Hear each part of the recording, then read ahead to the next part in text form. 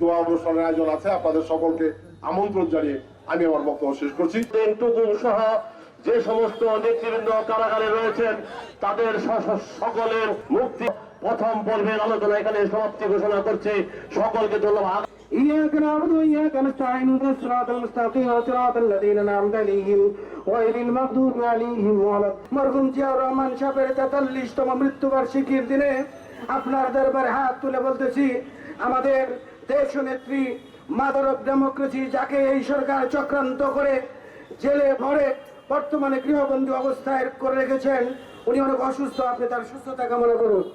রব্বুল আলামিন আমাদের বিএনপির ভারপ্রাপ্ত চেয়ারম্যান জনতা জনাব তারেক রহমানকে এই বাংলাদেশে বীরের বেশে আসার তৌফিক দান করুন। বিশেষ করে আল্লাহ আমাদের স্বাধীনতার ঘোষক এই বাংলাদেশের স্থপতি মরহুম শহীদ প্রেসিডেন্ট জিয়াউর রহমানের খবরকে আপনি জান্নাতের টুকরা। রব্বুল আলামিন পরওয়ারদিগারে আলম স্বাধীনতার ঘোষক শহীদ রাষ্ট্রপতি কোরআন শরীফের আয়াতে কারিমা তেলাওয়াত করেছি। দয়া করে মায়া করে আল্লাহর নবী রাসূল থেকে শুরু করে সাহাবীন তাবিন তাবে তাবিন আইম্মাত মুজতাহিদিন মুতাতাখিরিন